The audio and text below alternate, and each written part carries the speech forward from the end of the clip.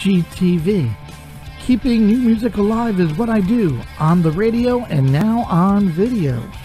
Conducting live chats with the artists and learning the stories behind their latest release, and also playing their new video. Special thanks to my good friend Jody Best of Best Bet Promotions for coordinating and scheduling today's artists. Having over 20 plus years in the music industry, if you're looking for a highly successful promotion and marketing professional who's extremely motivated, look no further than Jody Best. For more information, contact Jody via email at bestbetpromo@yahoo.com. Special thanks today to my sponsor, Go-Go Tuners.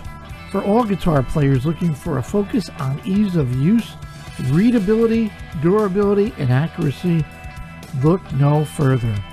The Go-Go Tuner is the choice of many touring professionals and a favorite of casual players. Go-Go's signature green you're in and red you're out screen makes tuning quick and easy. For more information, go to the website at gogotuners.com. Special thanks to WBXO Classic Rock Radio Redefine, allowing me to keep new music alive on the radio airways on the Pat Show every Sunday from 5 to 8 Eastern Standard Time. Only on WBXO Classic Rock Redefined. And a big thank you to Mr. Evan Balzer for allowing me to use his amazing instrumental that you're hearing right now. It's called Trails. To find out more incredible music by Evan, go to his website at evanbalzer.com. And my special guests today are frontman Mr. Marc LaBelle and drummer Corey Coverstone of one of the hottest bands in the land today, Dirty Honey.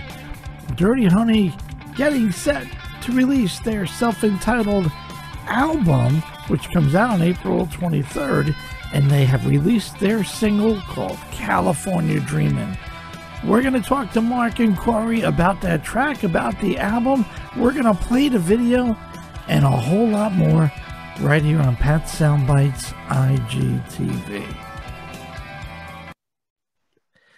Hey, live on Pat Soundbytes IGT, rocking New York. Well, guess what? We're rocking California and going to do a California Dreamin', what probably one of the hottest, best things that has happened in rock and roll. Little Dirty Honey, and I'm joined with Mr. Marc LaBelle and Mr. Corey Coverstone. What's going on, gents? What an intro. You got, I mean, well, me and Mark, we've talked a bunch of times, and I haven't really never got a chance to talk to Corey. This is a great idea, doubling up. I mean, I had to throw a quarter in the air. Do I want Mark and Corey? Do I want John and Justin? Can you be our hype man just all the time at every show? Right. Dude, I was in Brooklyn February 5th going, I am not missing this show. I don't give a fuck if it was 3 feet of snow. When I said to Mark, when I heard When I'm Gone, I go, what? I go, I got to see this show. And then when he told me he's a hockey fan and he's a New Yorker, well, was a New Yorker. And his dad's got a killer lab. I love Gary and his killer dog there. And he drives a BMW, and I drive a BMW. So we got a lot in common, Jesus. We're on the same track. We're on the same track. Mini Cooper is owned by Peugeot, biggest pieces of shit out there. No, they're owned by BMW now. The engines, though, are built by Peugeot. I think they were. Oh, really? Yeah. Mine, I had a Mini Cooper, too, and it was the worst car. Oh, they were. Oh, gee. We're talking about bike, though.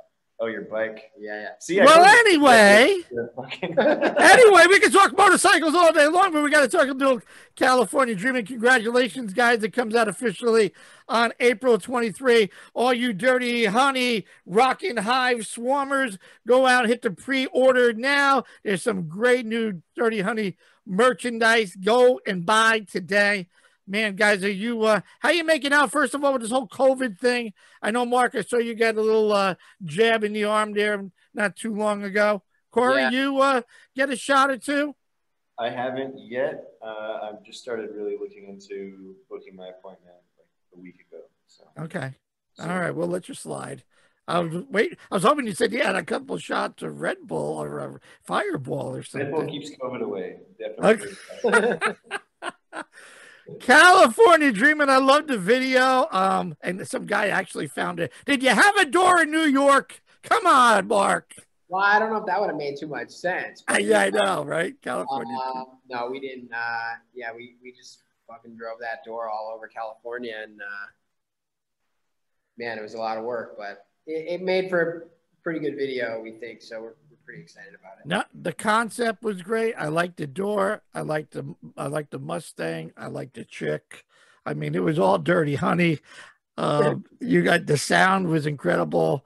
I don't know, man. You guys just got that. Did you? I watched the making of the video or the song, I should say, and watching you guys. Did you feel it that this thing is just as good as When I'm Gone, Rolling Sevens? Did you say, man, we're onto something? I think, yeah, I think we did. When we heard that one back, we were all pretty fucking pumped to hear that song. That song's got a lot of attitude, and it's just rock and roll, you know. So we were pretty hyped about that one in the studio. Right. Go ahead, Corey. I'm sorry. Go ahead. I was just going to add that, yeah, that one for me personally in the studio was one that, listening back through the, you know, the amazing gear at Henson and knowing the history of the studio and other amazing bands and artists have played there before, and your California Dreamin' specifically, I remember being played back and we were on like full volume in the control room, and I was just like, wow, this is, yeah, it was beefy. Pretty cool. I mean, quite different than going to Australia and hanging out with Nick because of the whole COVID thing. Was that, watching the video, was Nick still in Australia? Yeah. On the Zoom, telling you yay, nay, keep doing this, do that?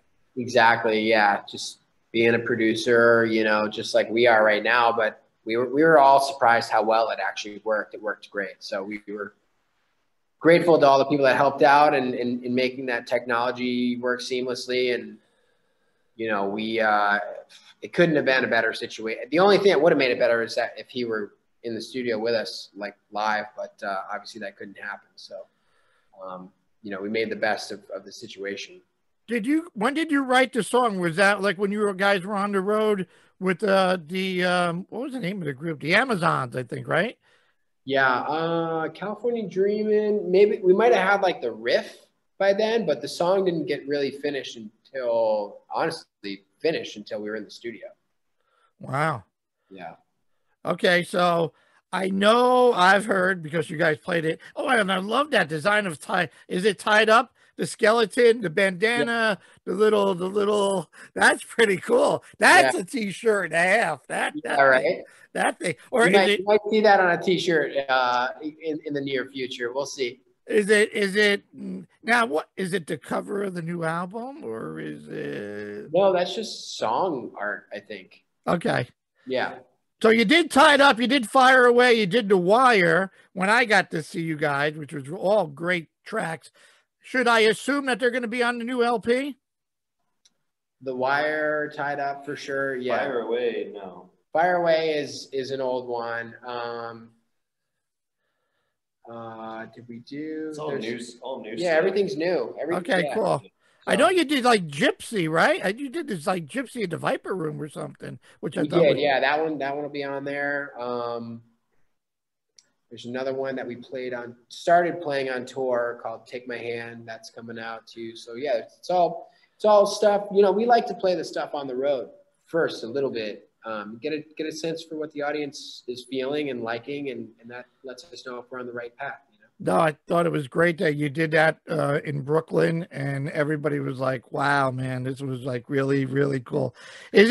Corey, let me ask you, is there a lot of pressure knowing what you guys were able to accomplish with the EP and all the attention, you know, first band not signed, going, man, we just got together in California, had a drink, had a smoke, and all of a sudden this crap is happening. I'm in a van, we're driving all over the place. And now, by the way, you got to do another one. How hard is it? Is there a lot of pressure? Corey, you just say, fuck it. We do what we do, and whatever happens, happens. I mean, that's probably the underlying attitude of it all at the end of the day. But, yeah, I mean, I think there would have been a lot of pressure, you know, if we were going to stick to the original schedule, had COVID not happened and had to go into the studio to record the next album or EP in whatever, right before COVID started. We were not quite ready, in my opinion. And I think most of us agree that we definitely didn't have the amount of material that we had, having had the extra time because of the pandemic to work on new stuff. And I think the strength of the songs just got better having had time. So to live up to the, you know, the hype of the EP, I think it was, in my mind, it was pretty easy for us to like surpass what we had already done from a musical songwriting standpoint, if that's answering your question. And we don't really feel pressure from anybody because it's not like we have a label or anything. It's just, right. It's just the manager and our radio team.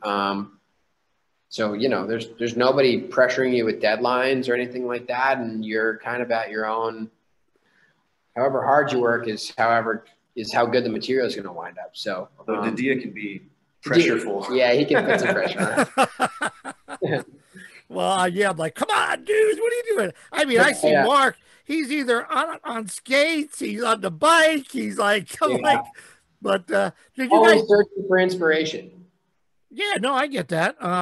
Corey, what are some of your outside interests and hobbies? Yeah, lately mountain biking has been my new passion. Yeah, there's plenty of trails and places that are 10 minutes, 30 minutes away from where I live. And yeah, I got a mountain bike a few months ago and been loving it. We got a lot of trails here in upstate New York, I can tell you that. We were talking about trying to make room I'm trying to convince him to get a mountain bike, and when we're on tour the next time, we'll travel with him. And nice. I mean, just pack it all up, right? Yeah. Another trailer behind the van or the bus. You gotta upload to the bus. I mean, you gotta go to the bus. Yeah, it's coming. It's so when we can get back on the road, rub it in, Pat. We want, dude. I want you back on stage. I mean, I know you guys want to be on stage. Corey, your background with drumming, I read somewhere you got a lot of jazz influence and did a lot of studying, and that has certainly probably helped with the whole sound of Dirty Honey, with the blues, jazz, rock, 70s, Aerosmith, Black Crowes, Guns N' Roses. I hear all of that. But from a drummer standpoint, I think jazz and other influences certainly just builds and makes the sound even better. Yeah, I mean, a lot of the like super legendary old school drummers were influenced by a lot of popular jazz drummers that came before them. So, I mean, it's not so intentional of me to like try to follow that path or whatever. I just also love jazz. It's another passion of mine musically. But yeah, I think hopefully it adds an element of what some of those super legendary drummers were able to achieve and put these nuances in the music. And I hope I can do some version of that in my own way. You did a hell of a drum solo at the show in Brooklyn, and I know you try to mix it up so it's not complacent doing the same thing. I mean, that's the whole best about a live show, that you guys add on or do something. It's not right like the album. I think the fans would like go crazy, like, wow. That's a good note that you just said there, that he doesn't do the same thing every time. Well, all of us, I think as a band, we're not too afraid to like just start jamming. Yeah, I mean, that's what makes the whole live show, I think. I mean, it's great. We love the record. But when you go to a show, you want to maybe expand a little or hear a little bit something. I mean, when you guys did Last Child, I mean, it blew the doors in. I think you even did a whole lot of Love in Brooklyn, if my mind is mistaken. And you took that to a whole little, so that's when people do covers. I mean, it's either great or it sucks. You put your element, but you guys hit it out of the park, man. Thanks, man. Yeah, we try to keep it fresh as much as we can. I think as you get bigger, that becomes more difficult because there's pressure from, other people to like stick to like the lighting design or whatever, and so spontaneity becomes tough. But we try and keep it fresh as much as possible. I mean, you guys proved you really don't have to have a lot of production. I mean, when you deal, you go to see a Def Leppard show, that's a production, or an Aerosmith, or I'm sure a GNR. But you guys, it's all about the music, and it's all about the energy and the feel. And you guys certainly you showed it on stage, having such fun just getting it out there and, living your dreams, I guess. Corey, what would you say is the goal of the band? I mean, go moving forward. Obviously, I don't know. Did you expect the attention that you got, and now that you got it, what's the goal and drive to obviously continue and see where it goes from here?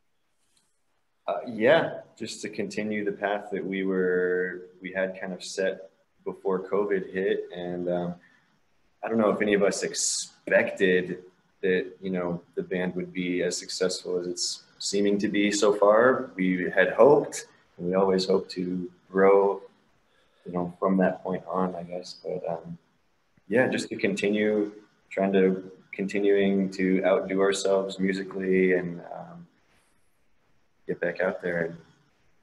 You guys are, I think of the word authentic because it's just you guys. It's the real deal. It's you guys playing your instruments and you're having fun.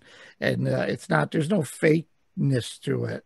And I think that was really the part that wanted me to go really see you guys. I'm like, really? I'm like 70s bluesy rock. And I'm like, it was, like I said, it was, I know I'm blowing shit up your ass, but it was great. And I can't wait to see more. We went from "You're Gonna Miss Me When I'm Gone," you left Scars, Heartbreak, I Went Down the Road. What else did we did? And then we rolled Sevens. So now we're doing a little California Dreamin'.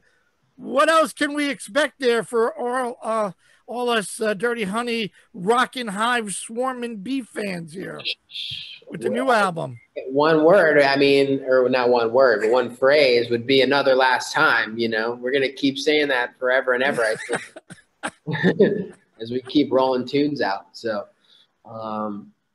yeah, there's a lot of that good cross section of just all the genres and like music that we love in the first EP, from the ballads to the hard rock songs to the sexy, soulful, bluesy ones. Like, they're all sort of in there and with new flavors, I mean, the more I listened to the EP before I saw you guys, it was always When I'm Gone, and I want to say Rolling Sevens, but I really fell in love with Scars. I fell in love with Heartbreaker. I mean, Heartbreaker is a great song. And then you just go down, down the road, and it's like the more, all of those songs. I mean, there's not one bullshit. You find at least a 2 or 3 in an EP or an LP, and you go, okay.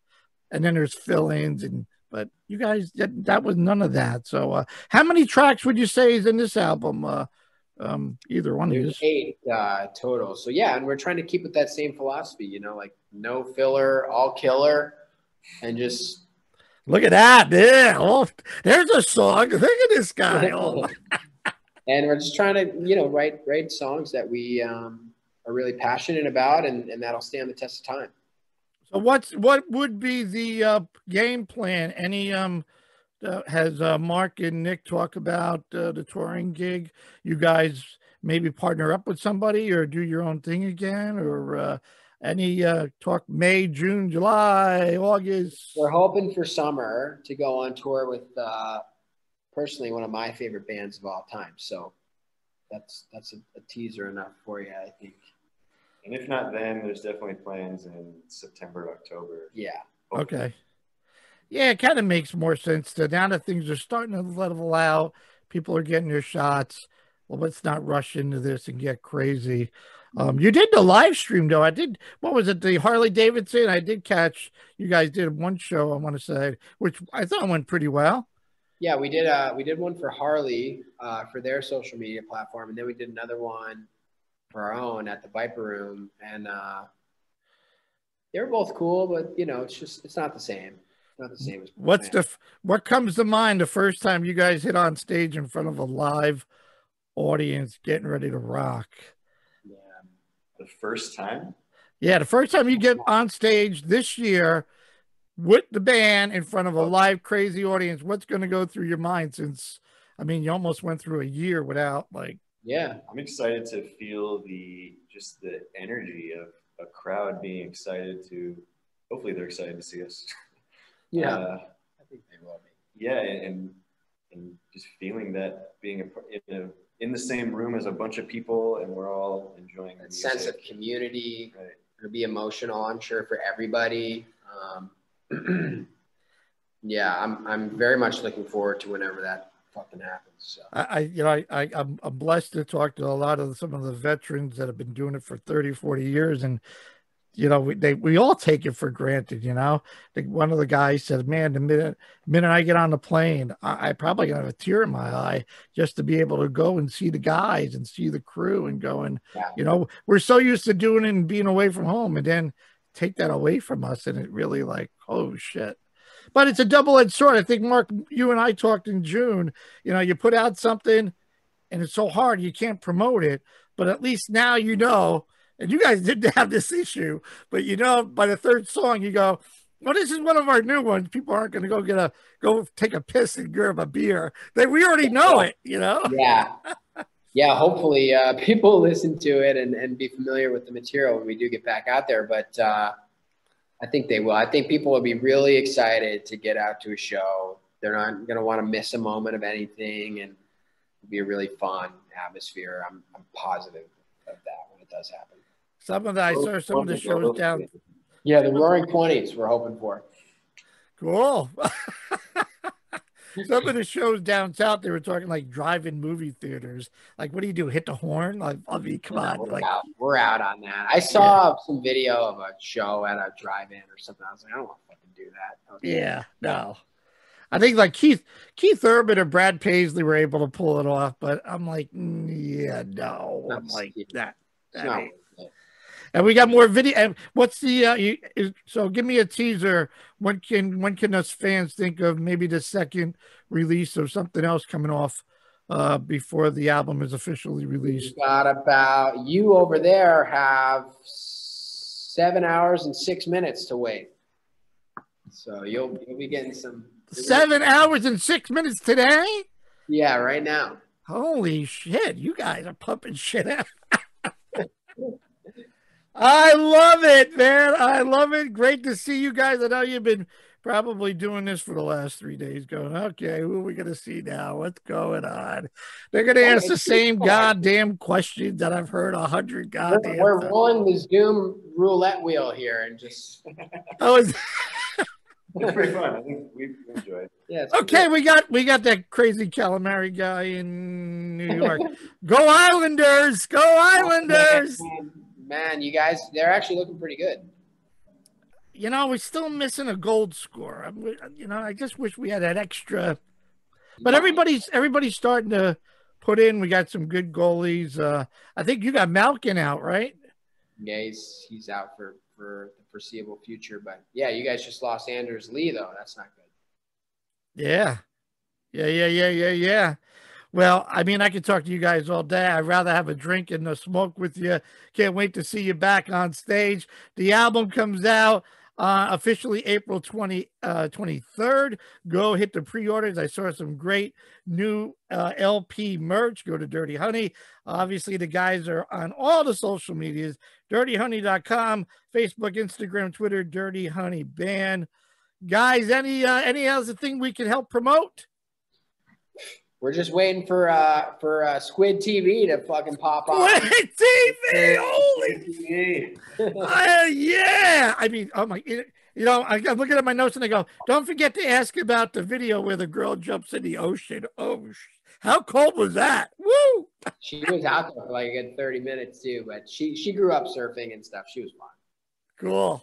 Well, it's time to rock a little Dirty Honey. My man, Marc LaBelle, my man, Corey Coverstone, they want me to be on. I'm going to go touring with these freaking guys. Get on every stage. Rock the house. Time to go a little California Dreamin' on Pet Soundbytes IGTV.